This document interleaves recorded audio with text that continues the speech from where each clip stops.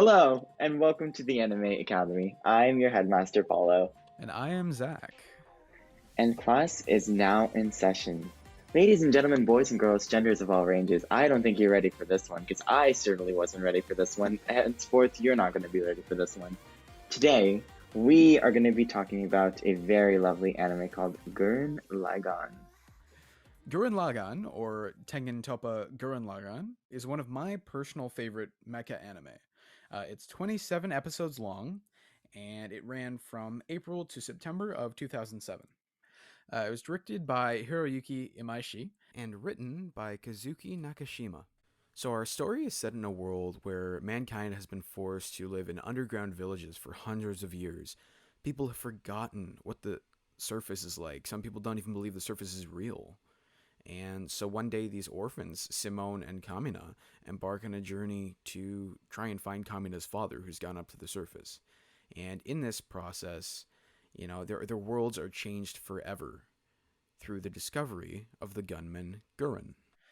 The show follows an incredibly lovable cast of characters, from Simone, Kamina, Yoko, and Buddha to everybody else involved, Kitan, Rasiu, a whole bunch of really cool side characters, like all well developed and all really unique personalities from each other.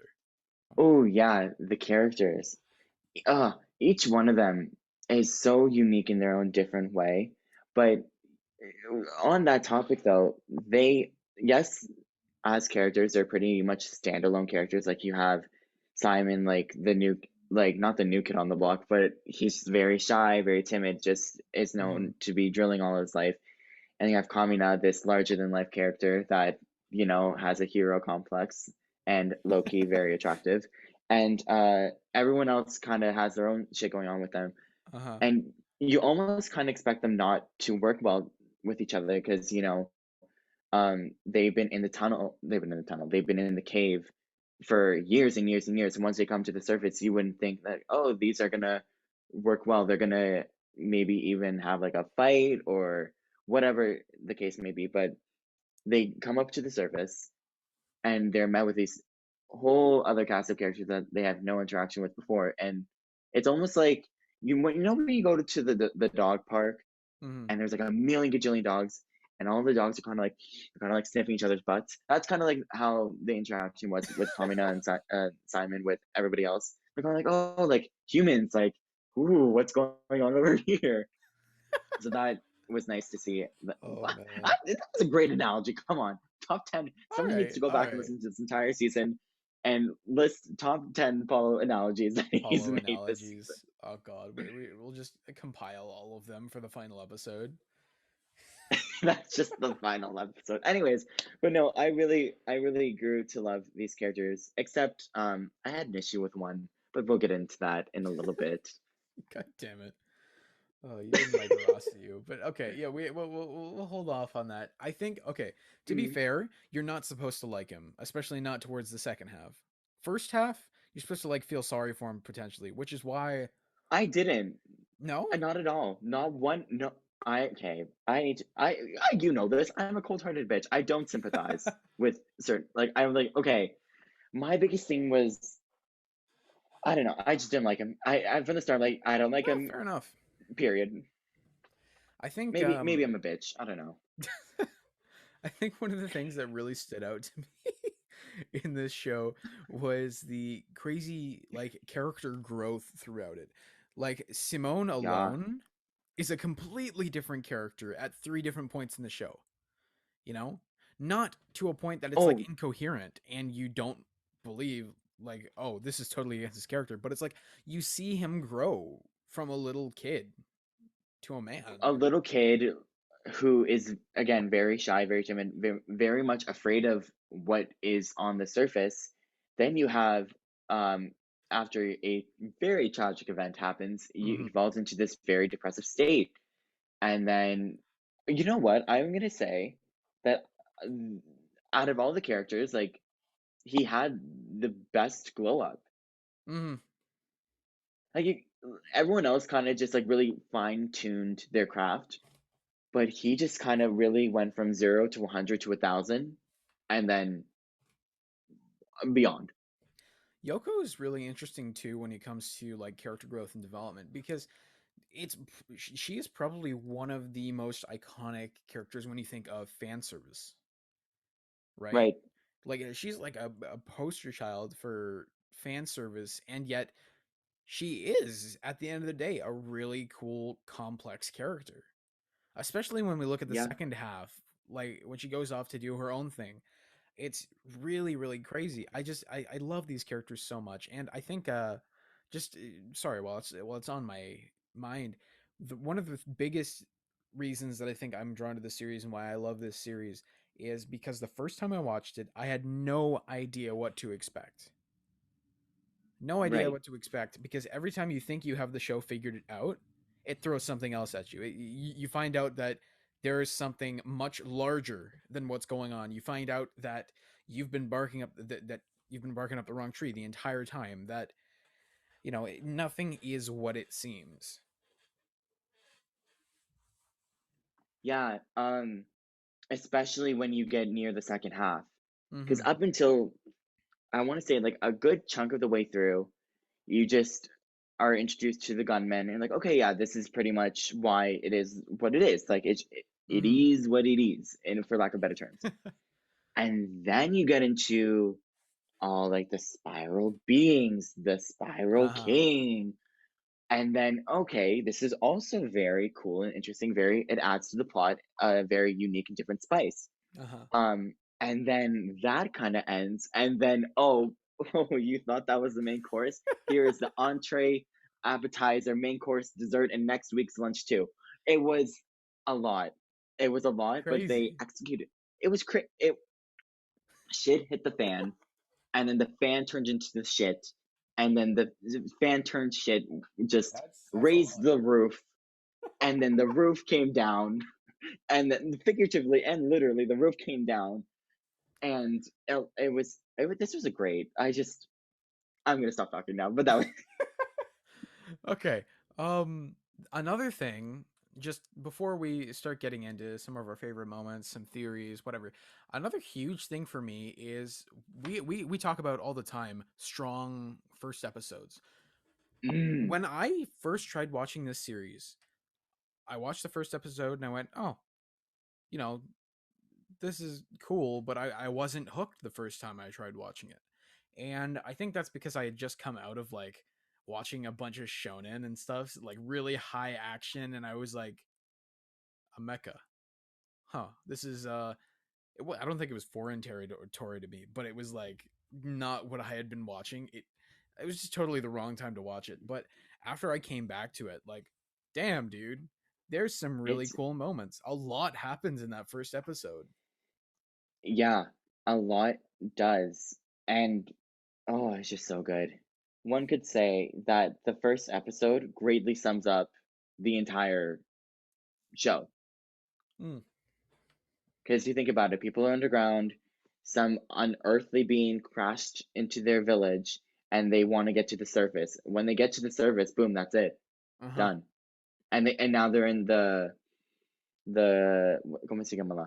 What's it called? The face, the thing. There's a name for it. Gurren? Yep, The that's it. mecha? I Yeah. Yeah. So they're in it, and then like that. My one of my favorite shots is always when they're in the sky, and they can see both the sun and the moon. Oh, And that dude, that was like, oh, it's crazy. you Like, know what? I've been looking at for those of you who don't know, we're gonna be moving pretty soon, and what like I'm looking for decoration, like wall decoration, and honestly, heavily considering just getting that shot framed and putting it in my room, really? dude.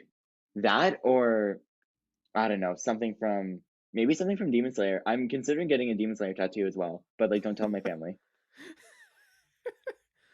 Nah, Anyways, yeah, honest, definitely that's one of my favorite moments by far. It's so beautiful to look at. yeah, And you're right, it does kind of define the entire series. They are working towards one goal only to find out that things are bigger than they expect, right? and they have no idea what's going on as well as we have no idea what's going on. There's Because, life above the ground, you know? right, but is that life good? Is that life bad? Why Uh-huh. are we in the ground? Why can't we be up at the surface? there's a lot of questions that arise within that first episode that, I mean, okay, for when I first watched it, I was like, oh, okay, this is like super, super dope. Because it hasn't been like any of the other anime we've seen, or for the podcast, I mean. It's not, nothing like Uh-huh. we've seen before. You don't really start in the ground, and you know, Drake once said started from the bottom, now we're here. And this is that show. You know Well, what I mean? okay. On that note, there is the beginning scene, right? They're freaking on the ship. They're in space, and you're like, "Oh shit! Okay, I'm strapped in." Because the opening scene is just so beautiful. There's so much going on, and ultimately, you're like, "Oh, geez, okay, this is what I'm in for." And then they're like, "Yeah, by the way, I drill. We live underground. Uh, the surface is Yeah, fake." You know, that that's threw me off. That really threw me off. I thought, or like within the first 5 minutes of the episode, I was like, okay, we're in space and then we're going underground. What if we're not on Earth, but it on planets similar to Earth, where like you can like there's humans, but not to that degree, uh huh. or to that degree. I don't know. And space is just the sky. You don't. There's no sky. It's just space. Hmm. So like the big blue sky that we see on Earth, not there. It's just space. It's like cosmos and galaxies and other planets. I thought it was going to be something like that, but then I was wrong. But then we went to space, and that's where I'm a big fan of space Uh and huh. how small and insignificant we are in this world. Just whew, The beautiful. perspective on that in the show is crazy. But okay, just one other final note, because I definitely found myself questioning this at the end of the series. Like this opening scene, you are of the assumption that that's what you're working towards, and in a sense, it is what you do get at the end of the series. But Right, that moment from the beginning, it never happens, right? It's technically right. not canon. You've got Simone, grown up Simone, saying, like all the stars are our enemies or something, Yeah, something to that that. Uh, effect. oh, ah, very that. And like it sets things up to be huge. And while yes, I mean that is kind of true, that's not But it's not. quite They it. made it sound like the stars were their own beings, and they're not good. Like the stars had a more sinister purpose. And then once we arrive in space, they never really touched upon the stars. I mean, okay, the way I interpret that, the stars are our enemies, all the stars are our enemies, is like each star is a separate solar system, right? And there's other Oh, okay. beings in those solar systems. Oh, Like oh, that would have been cool too. Earth is one of the final spiral powers left, right? Mm-hmm. At this point, because most spiral powers that have tried to, revolt against the anti-spiral, well, we know what happened to them. Yes. R.I.P. Oh, but yeah, like it's crazy how they try and make you feel like everything is so insignificant. It's the smallest beings on Earth are going up against these godlike figures, and literally one of the final scene, the final fight, was between them and the epitome of spiral power, and they're literally just humans going at it with this very. I liked the anime. Okay, I have a lot of opinions. Uh This huh. is just one of them. I really liked the animation on the final fight. I thought it was so cool. Uh huh. It's just the way, like, I'm a big fan of color schemes, and the way the colors just were clashing, colliding. Everyone was together and they were working together on the thing. Beautiful, just stunning, breathtaking. So I guess we can move into some of our favorite moments, because I mean that's kind of where we're at right now. Hmm. With that, we will be getting into spoiler territory, so if you have not watched the series and want to without any spoilers, please come back to this video after that. You mentioned wanting to frame a scene, and the first thing that comes to mind is episode 26, Kamina and Simone. They they freaking fist bump or something. Isn't that it? Or does Yeah, Does They do Kamina put his something. finger on Simone's chest? Just like I don't remember, but dude, that You know, that I moment I was think I crazy. think they do both. I legitimately think it's both. Yeah, but And he's like, "I'll always be with oh, you." Oh, dude. speaking. Oh, hold on. Pause. Cut the cameras. Um, we need to talk about Kami now. So, Okay, should I it, pause? no, no, no, no, no, no. Keep the cameras rolling. No, no, no, Okay. no, no. So that whole fight, like that whole fight with everybody, and so Kamina died. They ripped my heart out of my chest while it was still bleeding. Mm-hmm. Right? You're following me here? Then he gets up. Okay, he's alive. They put my heart back into my chest. Great. It was so I'm fine. And then they had the audacity, the nerve, the gumption, and the gall to not only leave the heart where it was, but have it shatter into a million pieces, projectiling shards of glass throughout my blood system, making me paralyzed from the neck down. Not the only thing I could do was silently sob in my basement at 3 a.m.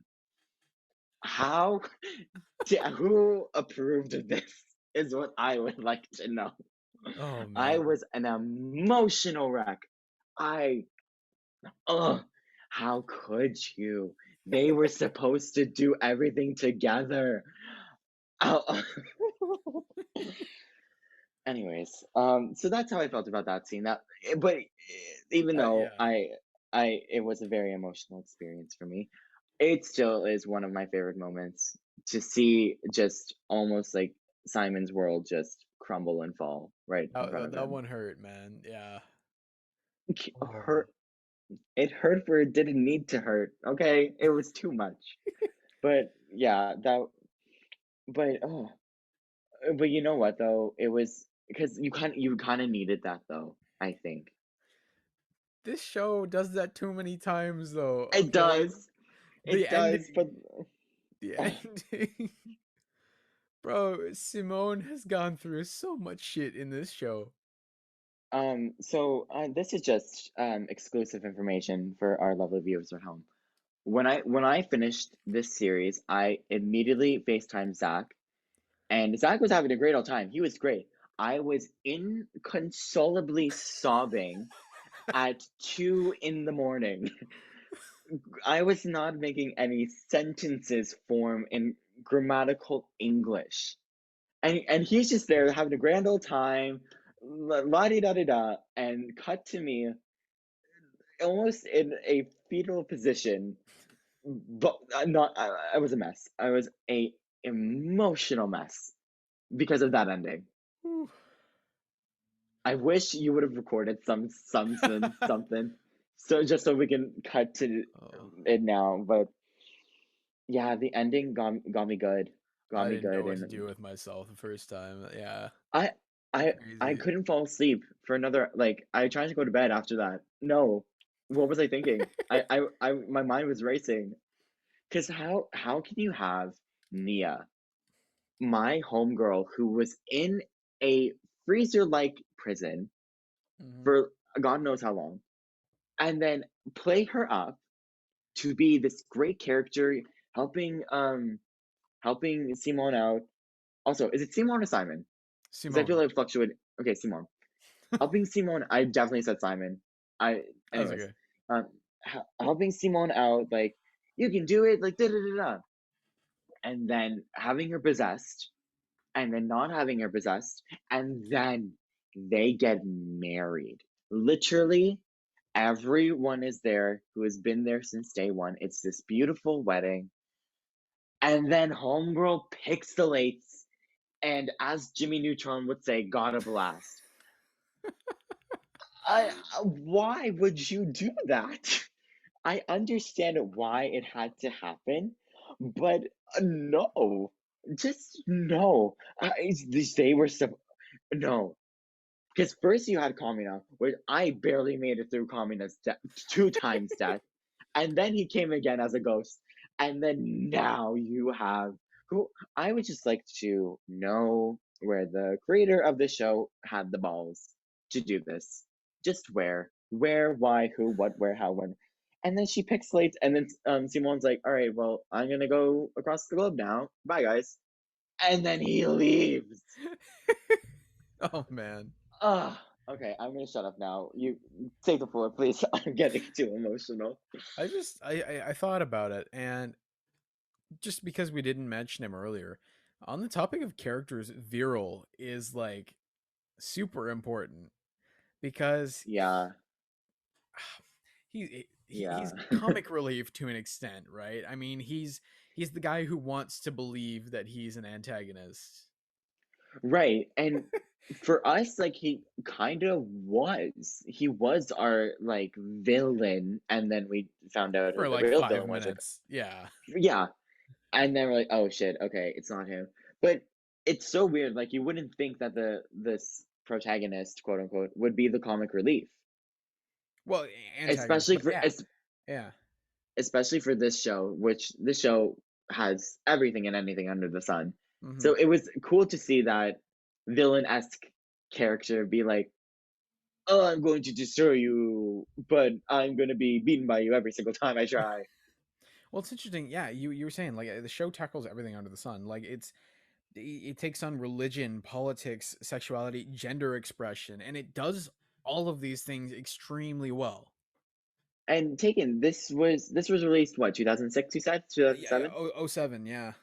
Oh, 07. This was a very it's ahead of its time. It's so ahead of its time.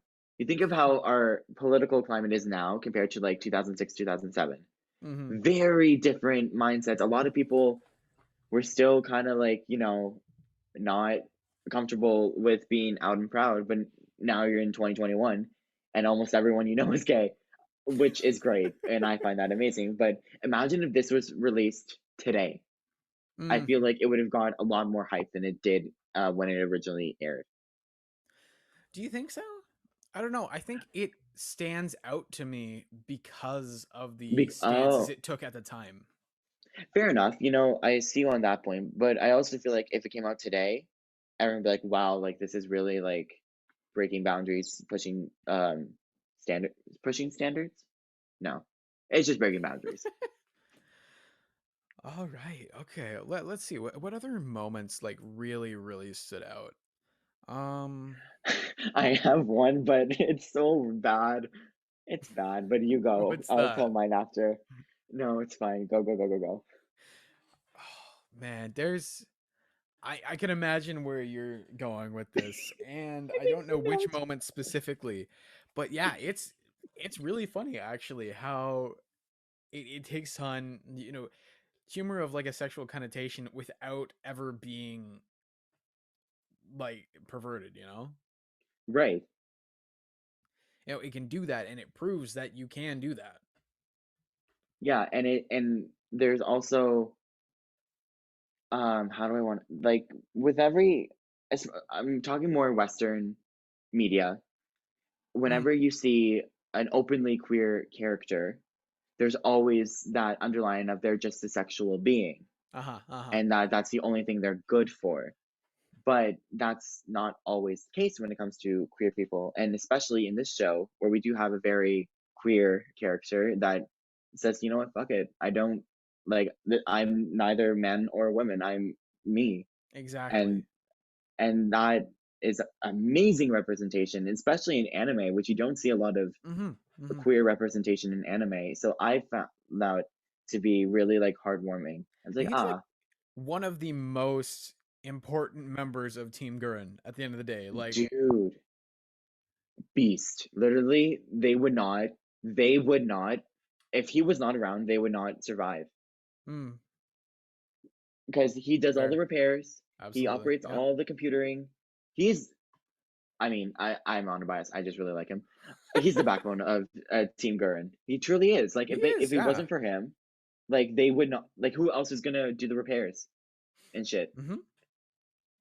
One of my favorite characters, though, I can't remember his name, is the dude that just blows up stuff like Oh whenever. god. That's me. If I was any character in that show, it would be him. He's like, yeah, just fire, fire, fire, fire. I'm like, yes. That like I whenever he was on screen, I just lived. I was thoroughly entertained. Oh man. That okay. It's Oh jeez. And this is what we mean by like incredible characters, an incredible yeah. cast of characters, right? Like if you haven't watched it, this is a must for your Oh, anime journey, 1000%. you know? So one Anyways, final moment, I suppose, that really stood out to me is holy shit, the moon is a gunman. that dude. When the moon started moving, Hmm. I didn't know what to expect. I thought they were gonna be like, it's a battleship. It's I don't know. I honestly thought the doors of the moon were gonna open, and then out walks another version of Kamina. Mm, Like from because like is I mean this series doesn't play with time like time travel, but they kind of just like jump like 10 months, 2 years, seven yeah, years, yeah, 20 time years. jumps. So I thought because like they were in so where they are in space, it's very space and time are a very funny thing. It's very liquefied. Hmm. So I thought from a distant parallel universe was gonna walk out Kamina and he was gonna walk down the stairs and he's gonna and I was waiting either he was gonna like help the gang out or he was gonna be evil and Simon had to take him down and he had to kill that version of Kamina. I was kind of waiting for that. But regardless, having the moon as a gunman, where did that come from? Anti-spiral Kamina. Jeez. Dude. Oof, oof. Just but no, that the moon, the moon. Hmm. The shit we see at night and sometimes during the day. Can you imagine if, like, on our day in society, the moon just turned into a gunman? What would you do? Like, what would you do? Oh man, Yes. crazy. And another favorite moment of mine, I'm waiting for this one, is when Raziu went back to his home village and was meeting up with the church leader, and he goes in and he tries to, but he doesn't. And I was Mm. pissed. I was pissed. I don't like him. I don't. I didn't sympathize, didn't care for it, nor did I feel that he provided any justice. Because my biggest issue was with him. He was kind of almost like a pick me character. Right. Okay. You know what I mean? Like I get it. Like times were shitty, but don't let the times that you were in like define who you are. Hmm. Hmm. Think of us Absolutely. now in COVID. Like the times are shitty right now. You think I'm gonna be depressed because of COVID? No, I'm gonna be happy because we're gonna get vaccinated hopefully soon. Knowing Ontario, we'll probably get vaccinated when we're dead. So bad analogy, but here we are. And with Raziu, I don't know. Maybe I didn't like him. I don't know. It was weird. I kind of liked him as a kid. I'm like, oh, okay, religious kid. He's gonna go up into the surface and help the team.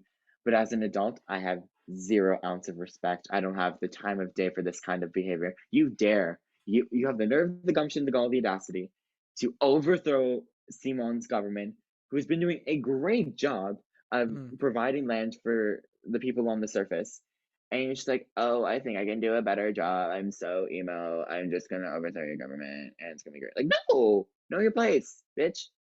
Anyways, that's all. It just, I have a lot of feelings. Going into theory territory, I'm going Mm. to introduce you to the Buddha theory. Simon's Buddha. Oh my God, confirmed. No, you know who's Buddha? Buddha. So, oh Anyways, man, basically, okay.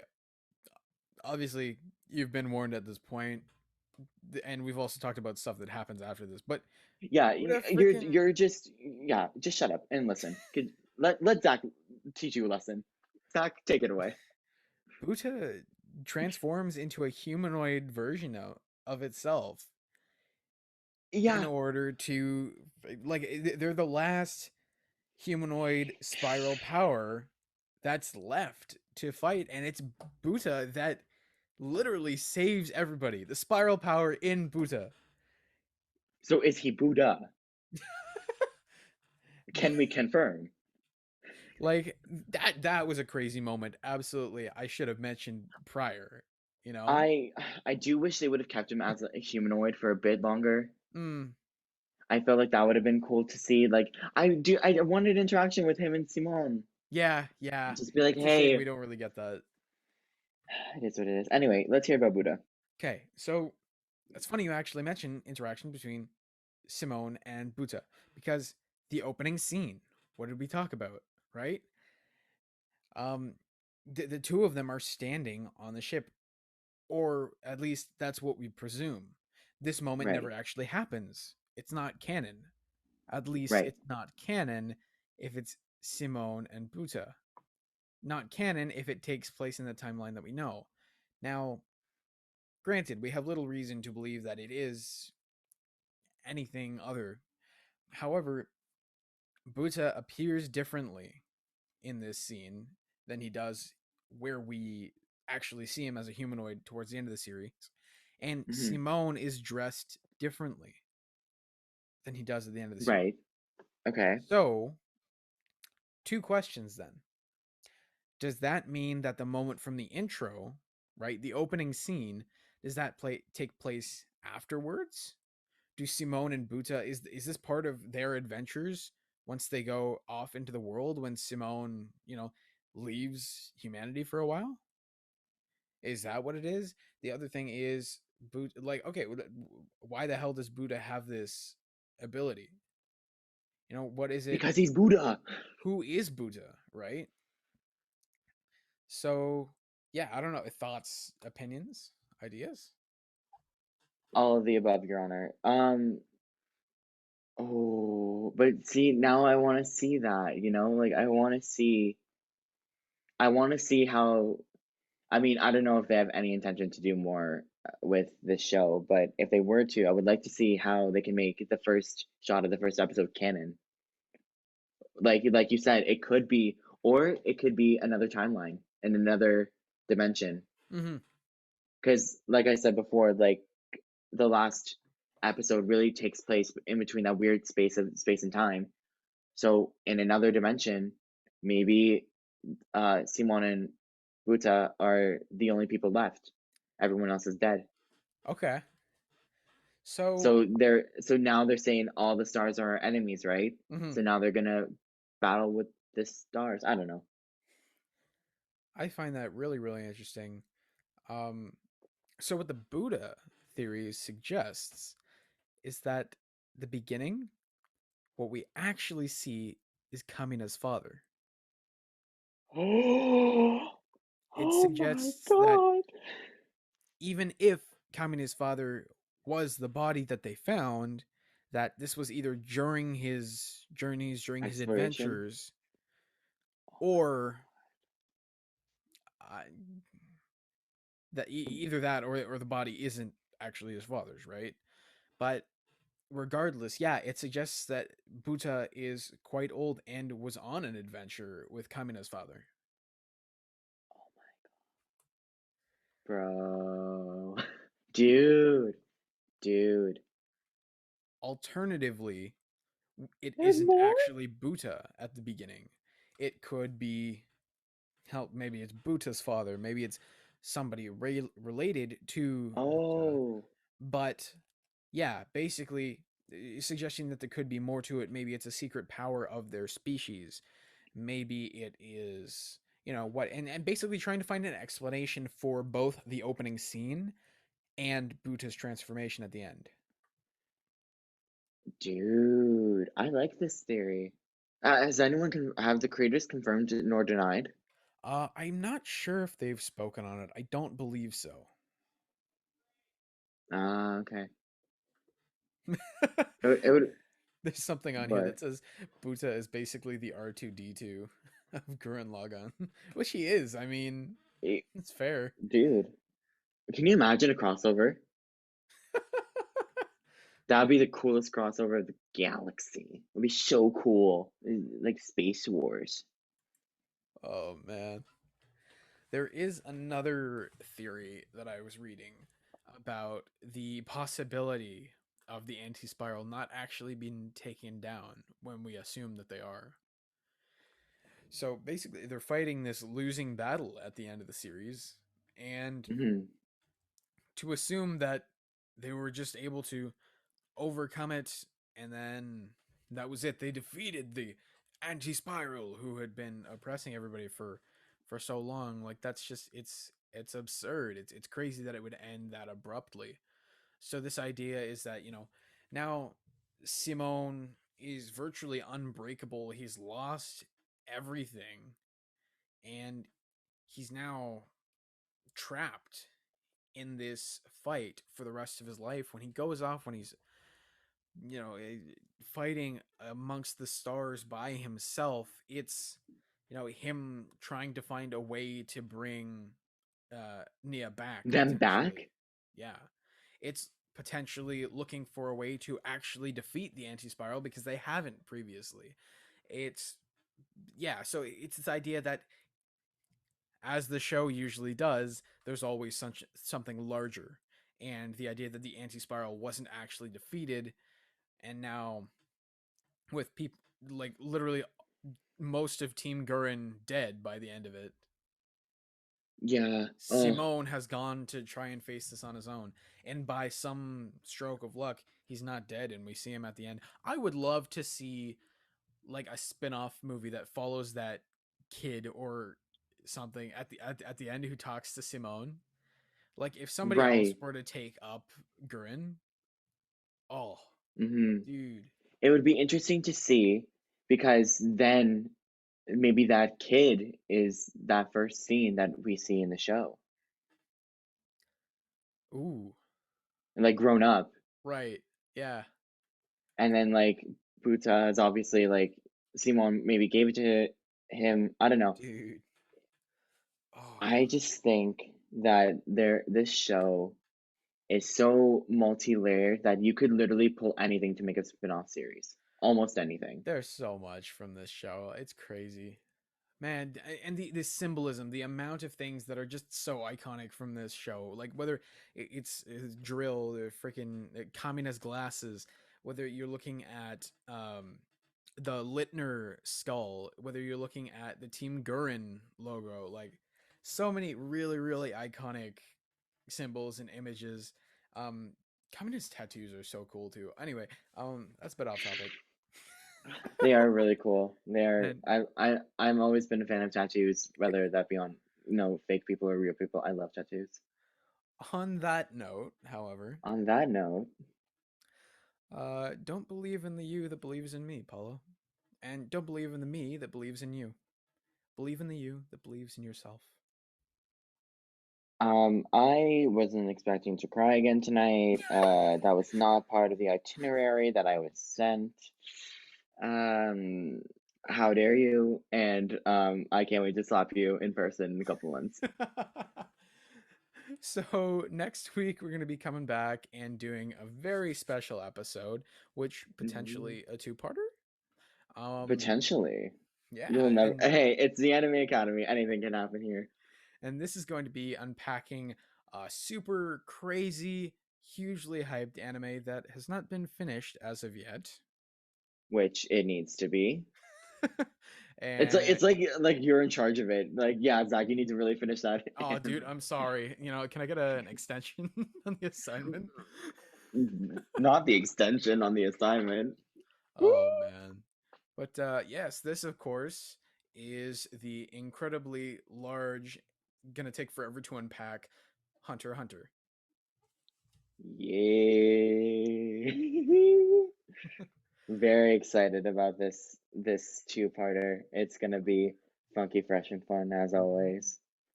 So definitely looking forward to having that discussion, which will probably be coming at you next week. Hmm. So keep your eyes peeled and tell a friend that the Anime Academy is heading to Hunter x Hunter. Heading to Hunter x Hunter or Hunter x Hunter is coming. Anyways, but on that note, thank you guys so much for watching. If you liked this video, don't forget to give it a thumbs up. And if you want to be a super fan, like, comment, share, and subscribe because We love our fans. We truly do, don't we? Absolutely. If you guys want to keep up with all things Anime Academy, don't feel scared to follow us on Instagram at Anime Academy Podcast to, keep up with us. This has been Anime Academy episode 13. I am your headmaster, Paolo, And I'm Zakk. and now class is dismissed. Go out and watch some anime today. Don't forget to like so that Paolo can have a better mic next season. Why would you end off like Please do. Please pay for my tuition as well. Take care, everyone. Bye.